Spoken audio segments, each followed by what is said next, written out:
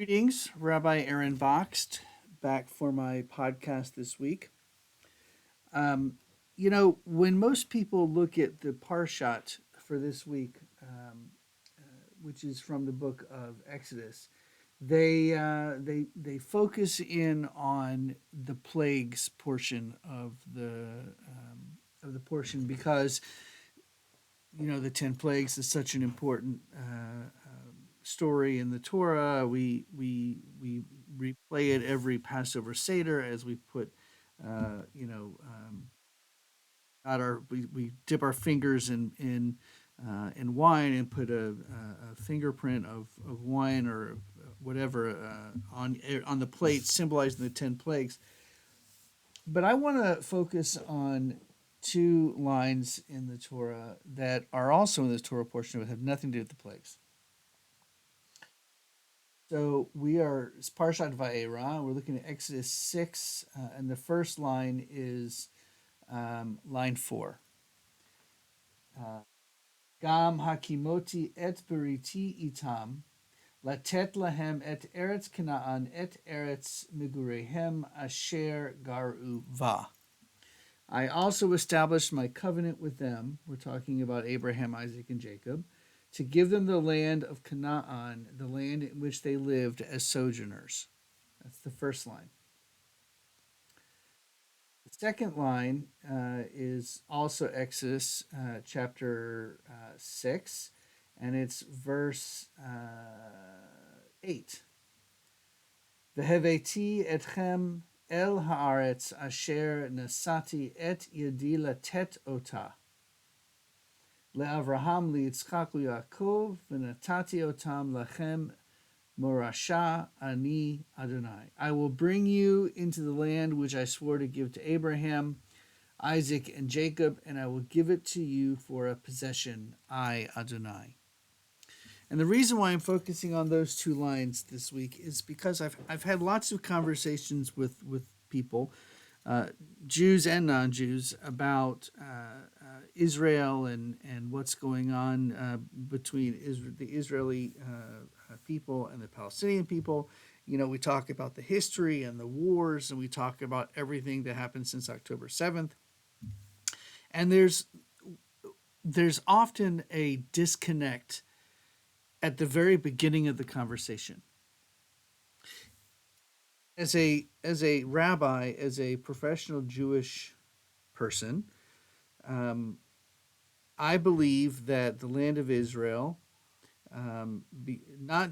we'll start with the Bible, because the Bible, as in the two verses I just read, and you can find many, many, many more verses throughout the Torah in which God says that the land of Canaan, becomes Eretz Yisrael, becomes the land of the Israelites. So there's that. But that statement does not mean that other people don't have the right to also be on that land. I've visited, and I've traveled and toured around Israel for many, many times. I've studied in Israel for many, many, many, many times, and I've often met Palestinians, Christians and Muslims, in different parts of Israel and different parts of the Palestinian territories. And, the majority of the people that I've met can trace their lineage 3, 4, 5 generations, 6 generations to the land of Israel. And they have the right to also be in that particular area. So I do not believe that the land of Israel is only for Jews. I do not believe that the Palestinian territories should only be for Jews. As a matter of fact, I believe the Palestinian territories should only be for Palestinians. That's their land. But to deny the Jewish people their connection to the land of Israel is not just dangerous and ignorant, but it's wrong. How do you prove a connection to the land? Scientifically, that is. Scientifically, logically. Well, we have archaeological evidence of the Israelites being in Israel all the way back to King David and before King David. We actually have coins that have the signet of the different kings. We have pottery and all kinds of other architect finds that prove archaeological finds, not architect, archaeological finds that prove the connection of the Jews to the land of Israel. This can't be disregarded. But that doesn't mean, again, that does not mean that only Jews should live in Israel. But anyone who denies the Israel connection to the land is wrong. Trace the history archaeologically of the land of Israel. All of the peoples that have lived in that land are no longer a living civilization except for the Jews, except for the children of Israel, the Israelites. It's undeniable.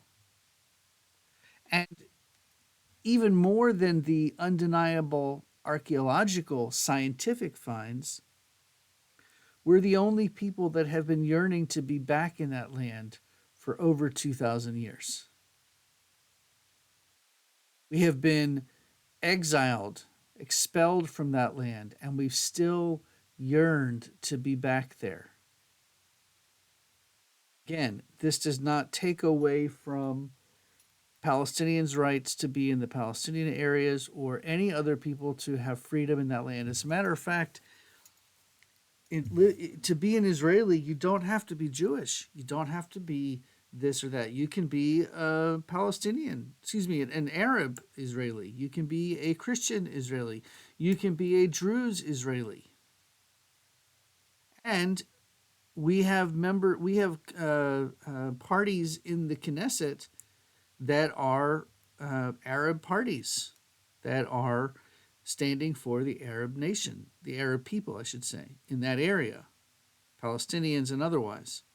So, at the end of the day, it's a rough situation, and it has been since as long as we've kept time, if you will. There's been fighting over that land. But again, scientifically speaking, the only people that are around today that have a connection that precedes anyone else is the Jews. And to deny their right to that land is to just be absolutely wrong.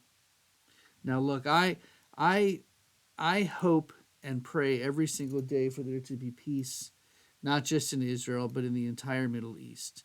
And I'm afraid that there are things that are going to be occurring, that are still occurring, that are going to continue to occur, and new things that will occur that may cause more problems in that area. And I pray to God that they're fast if they happen, and that if they don't happen, that we can eventually get to a peaceful solution to the conflict.